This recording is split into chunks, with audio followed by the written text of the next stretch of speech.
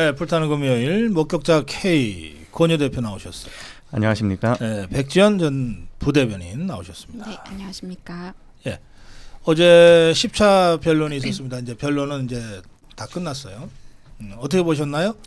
제가 정론 1심에서는 한덕수 권한대행과 또 조지호 경찰청장의 진술이 대통령의 힘을 실어줬다 이렇게 논평을 했습니다. 그리고 홍장훈이는 한 번 더 무너졌다 이렇게 봤는데 우선 홍장훈 얘기부터 좀 할까요? 어떻게 보셨나요, 권유 대표? 예, 일단 뭐 저는 기본적으로 어제로 변론이 끝난다는 것 자체가 정말 말이 안 된다고 생각을 예. 합니다. 그러니까 또 최종 기일을 정하면서도 하는 말이 뭐 우리가 계엄의 위헌성뿐만 아니라 내란죄도 들여다 봐야 된다. 뭐 이런 식의 예. 이야기를 하지 않았습니까? 네. 거기서 벌써 위헌이에요. 헌법재판소가 위헌입니다. 그러니까 내란에 대해서 보려면 관련 형사 사건의 그 재판이 끝난 이후에 해야 되는데 그래서 그 뭔가 증거에 대한 더 엄밀한 어떤 조사 그리고 반박 이런 것들이 충분히 이루어져야 되는데 예. 그런 거 없이 하겠다라고 하는 것 자체가 용납이 안 되고요. 그리고 뭐 차차 이제 이야기하겠습니다만 어제도 참 매체들이 이런 식으로 가짜 뉴스를 만드는구나. 가령 우리가 그 영상이 공개되기 전에는요. 그 아주 짧은 한 줄 발언들 뭐 이런 식으로 해가지고 속보처럼 겹다운표로 속보로 넣는데 가령 예를 들어서 딱 하나만 예를 들겠습니다. 조지호 경찰청장 같은 경우에는 이제 자기가 진술한 것이 검찰 진술한 것이 다 사실이다라고 인정했다 이런 식으로 나오지만 민주당 그러니까 소추인 측의 질문은 그 조서가 진실이냐라고 물어본 것에 대해서 조지호 경찰청장은 실제로 답변이 이랬습니다. 거기에 대해서 예 아니요 안 했어요. 뭐 날인을 했다, 뭐 조서에 날인을 했다, 뭐 이런 식으로 돌려 말했지. 그 자체가 어떻게 보면은 네. 여지를 남겨놓은 거라고 생각을 합니다. 네. 네. 저는 어제 또 홍장원의 메모가 또 논란이 되지 않았습니까? 뭐 그게 무슨 암호 해독하는 것처럼 그렇게 이야기를 했는데 납득하기 어려울 정도로의 메모였던 것 같고요. 그게 당일날 작성했는지 나중에 또 다시 만든 조작된 메모인지 어떻게 우리가 그것을 신뢰하겠습니까? 네. 이런 문제들이 또 따랐던 것 같은데 그리고 또 지금 이 메모를 다시 기록했던 보좌관이 또 한동훈 대표와 연관성이 있다 이런 주장이 또 나오지 않았습니까? 네. 그렇기 때문에 저는 이 탄핵 자체가 기획된 탄핵이다라는 그 의심을 지울 수가 없다라는 말씀을 드리고 싶고요. 그 보좌관이 한동훈이 친구인지 아닌지 팩트 확인은 됐나요? 팩트를 가지고 질문을 한 것 같아요. 그런데 이제 뭐 그 부분에 대해서 그렇죠. 윤곽근 변호사가 질문했으니까. 네. 이제 근데 홍장훈이 대답은 나는 보좌관의 친구들은 잘 모릅니다인데 그렇죠. 다 피해가죠. 답변 자체를 피해갑니다. 예. 그러니까 뭐 기본적으로 아니면 아니라고 했을 예, 텐데. 그 뭐 현대 고 출신인지 여부 뭐 그 정도는 얘기할 수 있을 것 같은데 그런 네. 것들 답변 피하는 걸로 국민들이 그 태도를 보고 다 판단할 것 같습니다. 그리고 예. 뭐 보좌관은 정무직인데 보좌관의 인맥이나 이런 것이 사실 정무활동에 포함이 되는 건데 몰랐을 리는 없다는 생각을 합니다. 심지어 정무직 뭐 그렇게 본다면 심지어 추천한 사람이 누군지까지도 예상할 수 있을 것 같아요. 홍장훈이가 지가 생각해도 너무 말을 오락가락한 것 같이 생각되나 봐요. 누가 봐도 그렇지. 그러니까 투약을 해서 그러니까 이번 중에 투약을 해서 자기가 진술이 좀 헷갈렸다는 식으로 얘기를 하던데. 이 말을 하고 싶으면 약의 종류를 성분을 이야기해야 돼요. 투약이 그냥 생리식염 쓰면 무슨 문제가 있습니까? 오히려 더 건강해지죠. 정말 이상한 이야기였습니다. 이거는. 그래서 그러니까 뭐 자기가 입원한 지 며칠 됐다라고 이야기하는데 그렇다면 오락가락하는 경우에는 이제 프로포폴이나 뭐 그렇죠. 이런 거 마취제 종류죠. 마취제 종류는 마약 성분이나 향정신성 의사 그렇죠. 치료 처방이 있어야 맞는 맞습니다. 그런 걸 했나 이자. 자기가 입원을 며칠 했다라고 분명히 얘기했거든요. 그럼 며칠 차라면 사실 그래요. 우리가 보통 병원에서 치료를 받는 경우에는 네. 입원한 첫날에 수술을 받거나 그 다음 날에 수술을 받거나 그때 마취 약을 투약을 하고 그 다음부터는 그런 투약을 안 하죠. 전혀 안 하죠. 예, 그래서 사실 이 부분은 말한 타이밍도 문제입니다. 왜냐하면 대통령이 이미 술에 취한 상태로 여겨졌다. 그 말하는 말투가 그렇게 어눌했기 때문에 이야기하는 것 아니겠습니까? 네. 그럼 그때 얼른 이야기하거나 적어도 그 변론 어떤 상황에서는 자기한테 말할 기회가 주어지지 않았어도 언론에 나불거릴 사람이거든요. 저 보석한 표현 죄송합니다. 언론에 이제 이야기했을 만한 사람이거든요. 아니 뭐 홍장훈이는 나불거린다고 하는 게 정확한 표현 같아요. 뭐 주둥이 뭐 이렇게 해도 되나요? 예, 그럼요. 예, 그게 뭐 예. 입이에요, 주둥이지. 예, 뭐 또 그 다음에 계속 이어가겠습니다. 예. 환각제를 먹은 게 아닌 이상 사실 뭐 아프다고 해서 진술이 달라지거나 기억이 달라지거나 흐려질 이유는 없다고 생각이 되고요. 이 홍장원이란 사람이 지금 12월 6일에도 한겨레랑 단독으로 인터뷰를 해서 냈었고 지금 이후에도 TV에 계속 출연하고 있습니다. 뭐 JTBC나 CBS 같은 좌편향 성향의 매체에 지금 출연을 해서 계속 여론 조성을 하려고 하는데요. 그렇죠. 이런 모습을 봤을 때 저는 이 홍장원이라는 사람도 국정원 소속으로서 박선원처럼 국가와 국민을 배신을 하고 좌파 정치로 뛰어들려고 지금 미리 포석을 깔고 있는 게 아닌가라는 생각도 들었고요. 네. 더 이상 이런 사람의 정치질에 헌법재판소가 휘말리지 않기를 바랍니다. 이제 그런가 하면 저 조지호 청장 관련해서 김형두 재판관이 구체적으로 그 이제 검찰 진술조서에 대통령이 전화를 했는데 좀 뼈가 있는 것처럼 느껴졌다는 진술이 있는데 이렇게 진술했냐 하니까 조지호 청장이 평소에 잘 안 쓰는 말이다. 그리고 그런 표현을 조서에는 있지만 대통령이 그렇게 얘기한 건 아니고 뭐 이런 식으로 진술을 했어요. 그건 어떻게 보셨나요? 예, 그 발언 과정에서 네. 그 뒤에 덧붙인 말이 본인은 그 자리에 그 통화를 하면서 인간적으로 미안했다 대통령에게 인간적으로 미안해서 면직 절차를 이제 요청을 했다라고 이야기를 합니다. 그 맥락을 생각을 하면 전혀 그러니까 지금 이 조지호 지금 청장이 뭐 마치 이제 다른 매체들이 뭐 윤석열 대통령에게 불리한 진술을 많이 하고 있다라는 프레임이라면 그런 식의 표현 자체를 아예 안 하겠죠. 그 뒤에 덧붙이는 말도 그런 맥락으로 이야기하지 않을 것이고 사실 그렇습니다. 뼈 있는 말을 자기가 자주 사용하냐 안 하냐 이 표현을 한 게 굉장히 좋은 어떤 예시가 된 것 같아요. 그러니까 보통 이제 어떤 가짜 뉴스가 만들어질 때 진짜 원래 그 사람 소스가 하는 말을 받아서 적은 것이라면 이런 식의 어떤 반박이 나올 수가 없어요. 그렇지. 이 사람이 뼈라는 말이라도 했다면 거기에 갖다가 뭐 어떤 이야기를 만든 가공한 것 그런 것에 대해서 이 사람이 반박하는 방식이 달라질 것입니다. 근데 전혀 자기는 소스로서 제공한 적이 없는 게 생성이 되어 있다. 그래서 누군가가 완전히 새로운 스토리를 만들어내고 있다라는 걸 국민이 알길 원해서 이런 반박 방식을 취했다고 생각합니다. 네. 네, 그러니까 지금 조지호 청장이 본인이 뼈 있는 말 이런 단어를 쓰지도 않았는데 이게 조서에 기록이 되어 있었던 것이고 그래서 저는 지금 검찰 진술조서 같은 경우에도 그럼 조작 가능성이 있는 게 아니냐는 생각도 듭니다. 저도 지난번에 선관위에서 조사를 받았을 때 제가 하지 않은 말을 했다고 기록을 하거나 했던 말을 안 했다고 빼서 항의를 해서 수정을 한 적이 있었거든요. 그렇기 때문에 충분히 조작 가능성이 정치적 목적에 의해서 있을 수도 있겠다라는 의심이 좀 들었었고요. 그리고 지금 조지호 청장 입장에서는 직을 내려놓을 결정을 할 만큼 저는 어떠한 욕심이나 미련이 있어서 이런 말을 했으리라 생각은 하지 않습니다. 그냥 양심 있는 이야기를 했던 것이고 본인이 하지 않은 말이 조서에 기록되어 있는 정황이 있기 때문에 증언을 이렇게 했다라고 봅니다. 애초에 그러니까 지금 이 부분 자체가 네. 검찰 조서가 지금 가공이라고 지금 항변한 것이나 마찬가지인데 그래서 그 뒤에 이제 민주당이 질문한 사실이냐 조서가 사실이냐라는 질문의 답변을 사실이다라고 하지 않고 날이는 그냥 했다. 날이는 했다 이렇게 이야기한 것 우리가 좀 의미 있게 보면 될 것 같습니다. 예, 그래요. 어제 사실 그 뭐 홍장훈이가 무너진 거는 어제 오늘 일이 아니니까 다시 한번 완전히 무너진 것이 확인이 된 거고 어제 저는 굉장히 중요한 그 증인 신문이 한덕수 권한대행과 관련된 부분이라고 저는 생각하는데 제가 아까 내용을 그래서 좀 자세하게 소개를 해드렸는데 한덕수 권한대행도 국무총리로서 대통령이 느꼈던 그런 국가적 위기 상황을 그대로 느꼈던 것 같죠? 네. 먼저. 네, 사실 어제 한덕수 총리의 진술을 통해서 우리가 확인된 것이 가장 중요한 것은 국무회의가 존재했다라는 사실입니다. 그리고 국무회의가 심의기구로서 역할을 했고 존재했다라는 사실이기 때문에 헌법상 명시된 비상계엄이 이제 그 명시된 절차대로 이루어졌다라는 것이 일단 확인이 된 것이고요.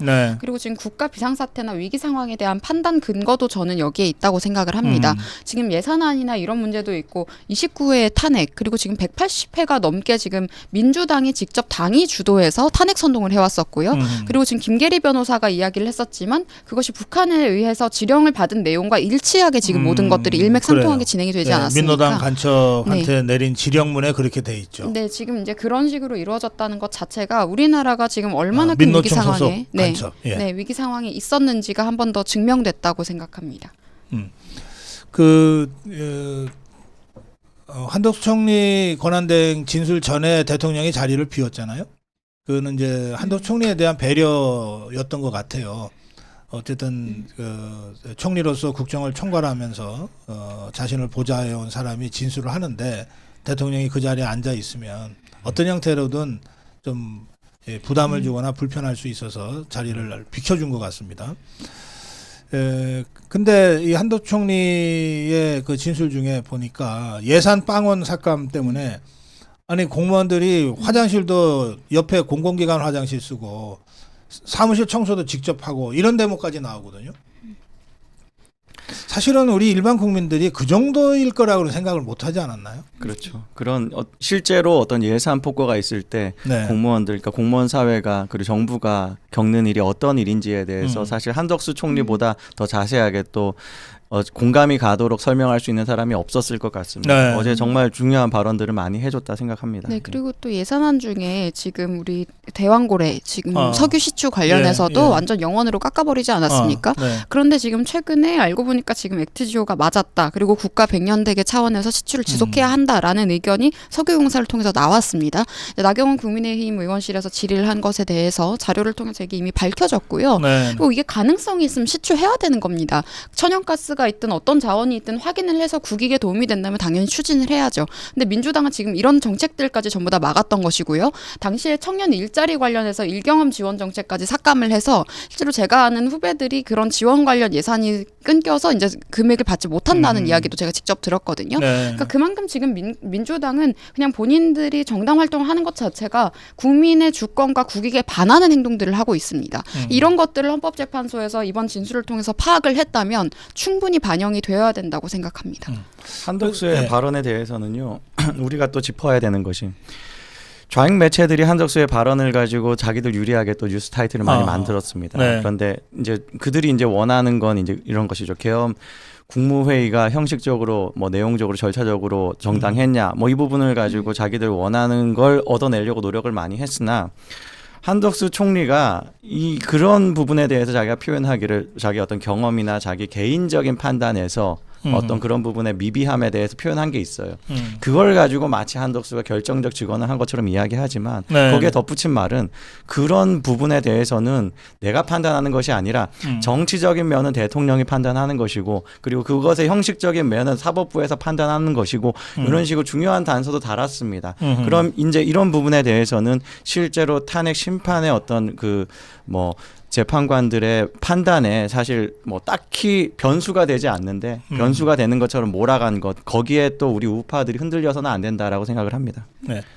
그 이제 그 대통령이 계엄령을 이제 선포하고 난 다음에 여러 차례 대국민 담화를 통해서 좀 더 자세하게 왜 비상계엄을 할 수밖에 없었는지를 설명을 하지만 그래도 이 한덕수 총리가 얘기했듯이 뭐 화장실도 옆 건물 옆 공공기관 써야 되고 청소도 직접 하고 할 그 정도까지 이게 국가 마비 상태가 심각했다. 여기까지는 사실 우리가 잘 몰랐거든요. 그 점에서는 대통령이 비상계엄을 결심할 때 그 상황이 얼마나 심각한 국가 위기 상황이고 사실상의 정부 마비 상황이었는지 그리고 저 민주당과 이재명 세력이 어떻게 이걸 몰고 가려 갔던 것인지에 대한 아주 생생한 그 진술들이 있어서 이런 정도면 누가 대통령이 되더라도 비상계엄 아니라 뭐라도 생각할 수밖에 없는 상황이었다.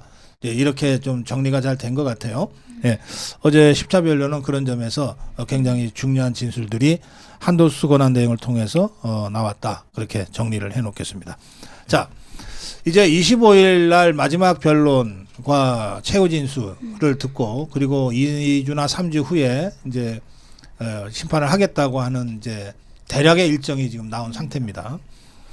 그런데 이게 저 형배가 형배했다는 얘기가 헌재 안에서 나올 정도로 지금 문영배의 아주 정말 폭압적인 그 헌재 심판 진행에 대한 전반적인 그 비토 분위기가 있어요. 이제 이렇게 되다 보니까 이제 문영배 이자가 갑자기 자신의 책임을 TF 자기들 저 헌법재판관 보좌하는 연구관들로 구성된 지가 만든 TF에다가 완전히 책임을 떠넘겨 버렸단 말이에요. 지는 마치 꼭두각시인 것처럼. 그러면서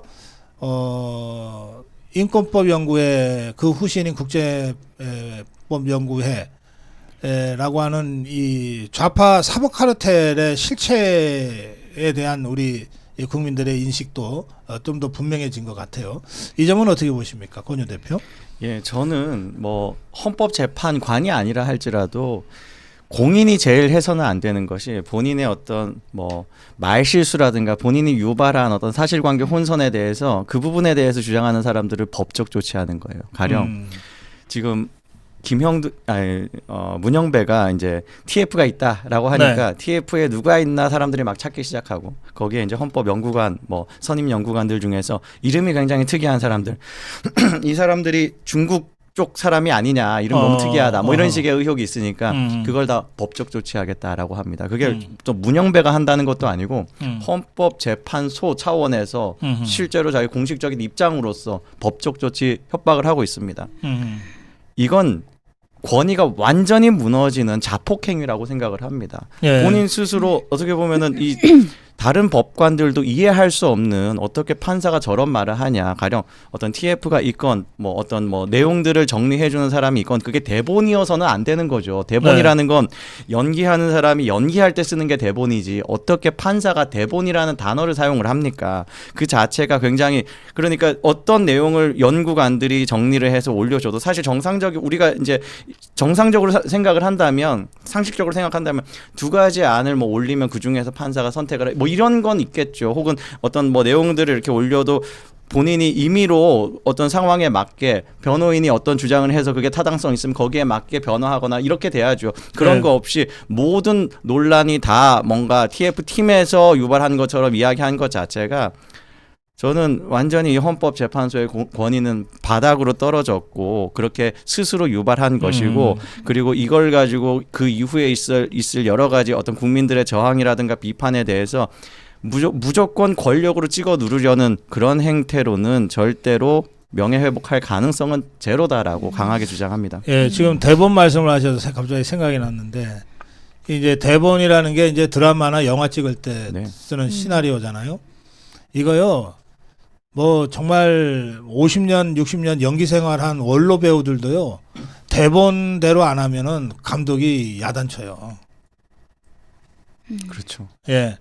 그러니까 뭐 가끔씩 정말 뭐 특급 스타가 애드립으로 이렇게 하는 경우에도 대본을 고치거나 하질 않아요. 대본 속에서 짧은 애드립이거든요. 예, 그 정도는 이제 뭐 감독에 따라서는 그 허용하기도 하고 뭐 박수도 쳐주지만 그것조차도 허용 안 하는 사람들이 대부분이에요. 그렇습니다. 그 대본은 그런 거예요. 그냥 꼭두각시인 거예요. 연기자를 꼭두각시라고 제가 폄하하는 건 아닌데 대본은 성격이 그래요. 그러니까 저 문영배 저자가 대본이란 단어를 썼잖아요. 그러니까요. TF가 써준 대본대로 하는 거다. 그러니까 이게 너무나도 감정적인 모습들 그걸 그 얘기를 하면서도 종이를 흔들면서 그런 이야기를 했었고 네. 그리고 지금 대통령 우리도 종이 흔들면서 토론할까?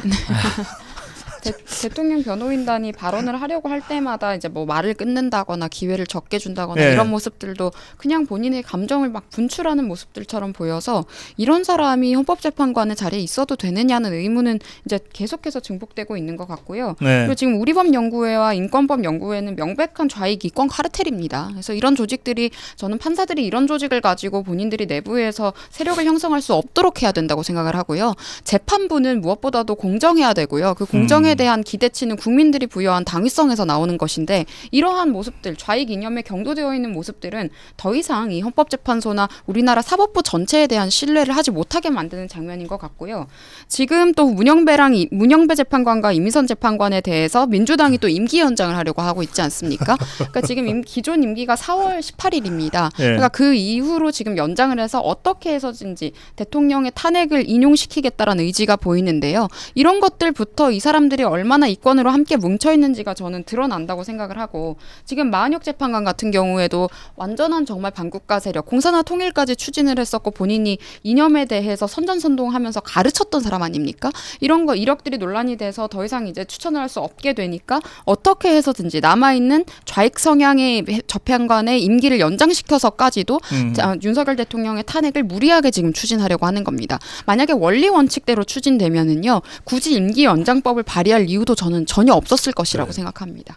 예. 그리고 이권 카르텔에 조금 네. 더 덧붙이자면 이 지금 헌법재판소 안에 있는 이권 카르텔 가령 4대 4로 이제 정말 양분되어 버리는, 너무 선명하게 양분되어 버리는 이 카르텔에 대해서도 조금씩 균열이 있는 것 같아요. 그러니까 대한민국에서 제일 큰 매체에서 법조 전문 기자가 제가 그 헌법재판소 안에 재판관 한 명한테 들은 이야기인데라고 하면서 이야기를 풀더라고요. 그 내용이 문영배가 너무 독단적으로 마음대로 한다라는 이야기입니다. 그 얘기 자체가 지금 대본론하고는 또 다른 이야기예요. 예. 지금 이 말하자면 그 대본 같은 게 만들어지는 과정에서도 다른 재판관들의 어떤 뭐 발언 기회나 이런 거 전혀 없이 문영배가 마치 이제 시켜서 독단으로 해서 그런 것들이 만들어지고 그런 거에 다른 재판관들이 영향을 못 끼친다. 이런 식의 맥락의 어떤 증언들이 기자를 통해서 나옵니다. 이 자체가 이걸 꼭 알았으면 좋겠어요. 문영배는 이런 지금 불만을 가진 다른 재판관들이 있다. 신뢰가 무너지길 바랍니다. 서로. 예. 네, 그리고 문영배 재판관은 소장으로 공식 임명된 게 아니라 대행입니다. 네. 지금 소장이 공석이어서 대행이기 때문에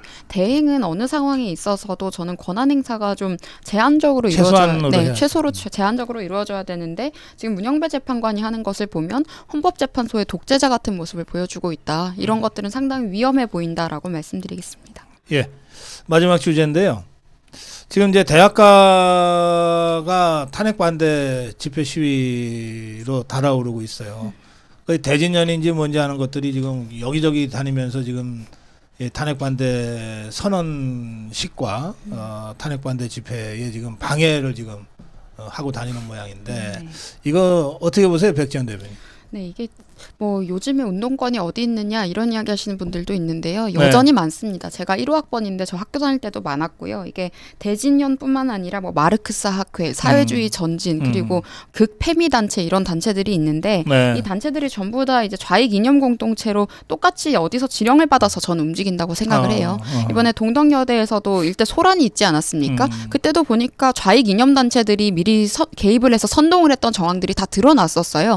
그런데 지금 윤석열 대통령의 비상계엄 이후로 기존에 이제 여대에서 단순히 윤석열 대통령이 무슨 여성 혐오자니 하는 프레임 때문에 대통령을 비토하고 있었던 학생들이 지금 중요한 것이 무엇인지 정확히 인지하고 깨어났다고 생각을 합니다. 그러니까 지금 뭐 기존의 여가부 폐지나 이런 정책들도 여성 혐오적인 정책이 아니에요. 그거는 국가의 행정을 원활하게 하기 위한 방법이었고요. 오히려 지금 그리고 드러났던 것이 그동안의 반국가 세력, 좌파 세력들이 여성을 어떻게 악용을 해왔는지 그리고 본인들의 기득권 유지를 위해서 여성을 얼마나 팔아왔는지를 저는 또 여성들이 또 깨닫고 있다라고도 생각을 합니다. 그 윤미향이 보면 윤미향도 그렇고요. 예. 박원순 같은 경우에도 여성을 제일 많이 박원순. 팔았던 사람이었습니다. 네네. 그래서 이제 이런 실체에 대해서 다시 한번 좀 각인이 되었던 것 같고, 그래서 저는 여대에서도 이런 움직임이 일어났다는 것은 다행이다라는 생각이 들고요. 또 하나 고무적이었던 것이 저는 지금 호남 지역의 대학들, 뭐 조선대부터 시작해서 전남대, 광주대까지 쭉 퍼지고 있는데 제가 항상 이렇게 평론을 할 때마다 말씀을 드리는데요. 젊은 세대는 과거의 지역 감정이나 이런 것들로부터 굉장히 자유롭습니다. 그리고 역사 인식 자체도 팩트에 기반을 해서 스스로 판단을 하기 때문에, 그리고 저 어렸을 때부터 이미 뉴미디어를 접하는 세대라서요. 그렇기 때문에 저는 이번에 여론을 형성하는 것도 어떤 세력이 개입해서 주도를 했다기보다는 본인들이 사실을 알게 되니까 대통령을 지지하고 탄핵을 반대할 수밖에 없었고, 이렇게 대학생들이 자발적으로 움직임이 일어나고 있다라고 생각합니다. 예, 뭐 지난주부터 계속 뭐 여기저기 저는 또 다니고 있습니다. 특히 이제 서울대 같은 경우는 지난주에 원래 시국선을 지난주에 하려고 했는데 이번 주 월요일에 하게 됐죠. 대진년이 도와준 거예요, 오히려. 음. 대진년이 일을 크게 키웠고 아하. 그래서 서울대 학생들의 시국 선언이 더 크게 울려 퍼지게 만들어준 겁니다. 그러니까 지난주에 만일 했으면요, 매체들이 그만큼 주목하지 않았고 내용적으로도 그렇게 많이 있는 그대로 영상으로 담겨서 이제 날라지지 않았을 겁니다. 그런데 오히려 대진년에서 그런 소동이 있어서 원래 하려고 했던 행사를 못 하면서 오히려 더 어떤 우파들이 위기감을 갖게 되고 또 뭐 꼭 우파 성향의 매체가 아니더라도 아 여기에 뭔가 있나 보다, 뭔가 벌어지고 있다라고 해서 많은 매체들이 카메라를 가져왔어요. 제가 아주 인상적이었던 건 그동안 거의 한 달 이상 반윤 뭐 성향의 보도를 했던 채널 A가 자기 카메라를 딱 거치를 하고 시작부터 끝까지 찍더라고요. 보통 그런 큰 카메라가 오면 스케치만 하고 가거든요.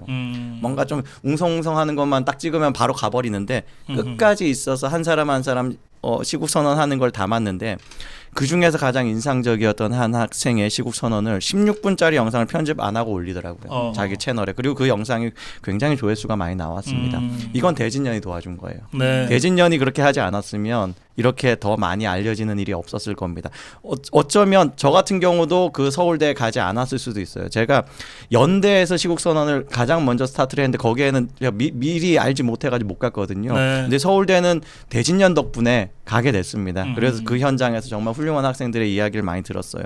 그리고 또 이어진 서울대에서 용기를 내주니까 그런 또 어떤 드라마틱한 장면에서 용기 낸 것을 보니까 학생들이 또 마음에 또 불이 당겨지는 거예요. 그래서 그래요. 경북대에서 또 시국 선언하고 대구 경북 지역의 학생들이 연대해가지고 했는데 다니면서 제가 정말 와 대한민국에 대단한 사상 젊은 사상가들이 많이 있구나. 엄청난 웅변이다. 제가 몇 개 영상은 제 채널에도 올려놨습니다. 정말 추천드리는 영상들이거든요. 아, 그래요. 예, 그런 영상 많이 보시고 대한민국 미래는 더 밝다. 알겠습니다. 예. 여기 서부지법 구속 청년들도 한번 언급해 주세요. 이런 댓글이 올라오셔서 예. 우리 서부지법 사태와 관련돼서 63명이 지금 구속돼 있는데 그리고 계속해서 이제 그 저쪽에서는 이른바 채증 가지고서 뭘 잡아들인다고 하고 있는데 그 중에 절반 이상이 2030 청년들이잖아요. 예, 어떻게 보세요?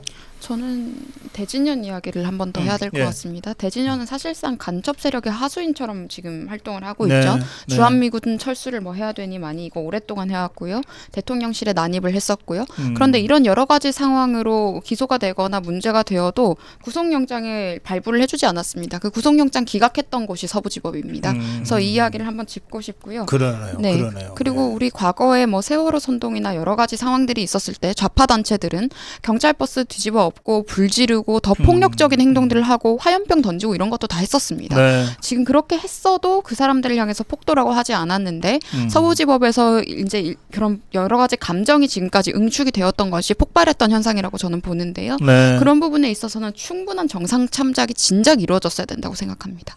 예. 그러니까 지금 서부지법에서 체포된 사람들의 대다수는 그냥 담 안으로 들어간 사람들 그게 훨씬 더 많은 숫자예요. 그 사람 이번에는 이제 나중에 이제 뭐 체증으로 거의 한 달이 지나가지고 체포영장 발부된 경우도 그냥 담 안에 잠깐 들어갔을 뿐. 그리고 실제로 우리 또 아무도 막는 사람이 없어서. 예. 우리 그 참 유튜버 젊은 시각 같은 경우도 정말 영상으로 스스로 남긴 증거가 있지 않습니까? 네. 아무것도 안 하고 그냥 몇 걸음 더 들어간 것 이걸 가지고 잡았는데 언급한 대진년 같은 경우는요. 그냥 대사관이라든가 관공서 담 그냥 넘어갑니다. 그리고 네. 그 과정에서 물리적으로 막 경찰하고 심각한 충돌도 해요. 걔는 사전 모의하고 작전 짜고 해요. 그렇죠. 네. 실제로 그렇게 하면 그들에게 적용했던 정도의 뭐 법리라든가 뭐 어떤 뭐 판결 뭐 이런 것들을 기대합니다. 당연히 그렇게 해야 된다고 봐요. 그러니까 네. 그들이 많이 어떤 뭐랄까요 법치주의를 많이 허물어뜨렸으면 똑같이 적용돼야 된다고 생각이 들어요. 예. 알겠습니다. 그리고 지금 이제 서부지법에서 이제 구속되어 있는 한 학생의 편지를 제가 봤었는데 네. 문재인 암흑기, 문재인 강점기에 대한 분노가 굉장히 응축이 되어 있었습니다. 예. 저는 제 또래들이라면 당연히 그것을 다 공감하고 하는 내용들이었다는 생각이 들고요. 네. 그리고 하나 강조하고 싶은 것이 이제 지금 우리 또래들이 분노하고 있는 것이 좌익 기득권들이 그동안 국민을 얼마나 만만하고 우습게 봤으면 지금 삼권 분립의 질서가 흐트러지는 것까지 저희가 다 목격을 했고 입법부, 행정부, 사법부, 헌법부 기관까지 그리고 언론까지 한 몸이 돼서 본인들의 이권을 위해서 움직였다는 것을 전부 다 목격을 했기 때문에 이 정도로 분노를 했던 것입니다. 그 지점을 한 번 더 저는 꼭 강조하고 싶습니다. 알겠습니다. 네. 여기 서부지법 사태로 구속된 우리 그 청년들을 위한 그 후원 그 계좌를 좀 올려달라는 요청도 있으니까 이제 커뮤니티에 저희들이 올려놓겠습니다. 커뮤니티에. 자, 마무리 한 말씀씩 듣겠습니다. 예, 저부터 할까요? 네. 예. 참 사법부가 기울어 있다는 것 그 자체를 지금 국민들이 이만큼 느끼는 시점이 또 없을 것 같습니다. 이제까지도 참 뭐 크고 작은 불만들이 있었겠습니다만 이거는 어떻게 보면 국민들이 더 이상 묵과할 수 없는 수준의 불공평이다. 예, 이렇게 느끼는 것 같습니다. 어떤 면이 그러냐? 가장 최근 사례는 정의용, 서훈, 노영민, 김현철 같은 자들에 대한 그러니까 정말 반인륜적인 글로벌 다른 나라가 모르길 원할 정도로 제발 그들이 모르길 원할 탈북어민 정도로 강제북송 사건. 예, 네. 탈북어민 강제북송 이 부분은 뭐 이념적이라든가 뭐 이런 것도 물론 그렇지만 어떤 인간 본질, 인간의 어떤 기본적인 권리, 기본권에 대해서 정말 잔인하게 묵살한 그런 행위 아닙니까? 이 부분에 대해서 판사가 판결을 하면서 선고유예를 했는데 선고유예한 이유가 이거라고 합니다. 그동안 이제 북한과의 어떤 갈등으로 인해 가지고 뭐 여러 가지 북한과 관련된 문제에 대한 제도가 제대로 정비되지 않았기 때문에 이걸 담당한 이유만으로 처벌할 수 있는가인데 아니 명확하게 지금 사실 담당한 사람들은 실무자들은 따로 있습니다. 이 사람들은 지시한 사람이에요. 지시한 사람이고 더 중요한 건 이 사람한테 지시한 문재인에 대해서는 기소도 이루어지지 않은 부분도 불공평이라고 생각합니다. 이런 부분을 보면서 과연 똑같은 기준이 우파에도 적용되고 있는가 이 부분은 국민들이 질문할 거라고 생각을 합니다. 제가 그 판사한테 그 제도라도 감옥에 집어넣으라 그랬어요. 제도가 잘못돼서 사람을 처벌할 수 없다는 거니까 그럼 제도라도 감옥에 집어넣어. 예, 위치 추적해가지고 체포영장 발부해야 될 것 같습니다. 예, 백지연 대표. 네, 그리고 저는 지금 김계리 변호사가 이야기했던 부분들을 한번 강조하고 싶은데요. 지금 대통령의 임기 시작부터 지금까지 북괴의 지령을 받고 계속해서 체제 전복 선동을 해왔다는 사실들이 지금 드러났던 것이고 그것에 부역했던 세력들도 지금 실체가 지금 드러나고 있습니다. 네. 그리고 지금 외신 같은 경우에 보이스 오브 아메리카의 이제 본토에서 운영하고 있는 본사에서도 지금 대한민국의 탄핵 정국에서 핵심은 중공 세력의 개입이다라는 내용의 보도가 있었습니다. 그런데 지금 한국 언론들 어떻습니까? 그런 내용들 전혀 다루고 있지 않거든요. 사실 저는 김계리 변호사의 발언 내용이나 관련 증언 내용들은 정말 중요하게 우리가 다뤘어야 된다고 생각을 하는데 지금 주요 언론들 누가 그걸 보도하고 있습니까? 그러지 않고 있습니다. 그리고 한 가지 더 이야기 드리고 싶은 것은 민주당을 제외한 다른 세력을 배제하고라도 민주당이 주도해서 지금 180회 가까이 윤석열 대통령에 대한 퇴진 운동을 그리고 탄핵 선동을 자행을 직접 해왔었고요. 그리고 29회 탄핵이라는 것은 저는 정상적인 자유민주 국가에서는 이루어질 수 없는 일이라고 생각을 합니다. 그러니까 이런 것들이 자체가 본인들의 권력을 얼마나 사유화하고 국민들을 우습게 여겼는지를 보여준 장면들이라고 생각이 되거든요. 그리고 또한 지금 탄핵을 하면서 국회 탄핵소추 대리인단에 대해서 고용 비용은 또 세금으로 나갑니다. 지금 2억 가까이 탄핵 1회당 지금 2억 가까이 지금 전부 다 들어가고 있는 거거든요. 그래서 그렇게 혈세가 낭비되고 있다는 것들도 한 번 더 짚어드리고 싶고요. 그 고용한 변호인단, 네. 김희수 같은 자들. 네네. 그런 자들에 대한 고용비가 전부 다 국민 혈세로 지금 지출이 되고 있다라는 점도 한번 꼭 짚어드리고 싶고 지금 우리가 매일의 일상이 지금 안락하다고 해서 위기 상황이 아닌 것이 아닙니다. 그리고 매일매일 보이지 않는 체제 위기가 지금 우리에게 지금 닥쳐 있는 것이고 매일이 전쟁과도 같은 상황이라는 위기의식을 다 같이 가지고 꼭 자유민주주의를 지켜냈으면 좋겠다라고 말씀드리겠습니다. 네, 불타는 금요일 목격자 K 권유 대표 그리고 백지연 전 상근 부대변인과 함께했습니다. 잠깐 전하는 말씀 듣고 나서 고성범 본부장과 다시 오겠습니다.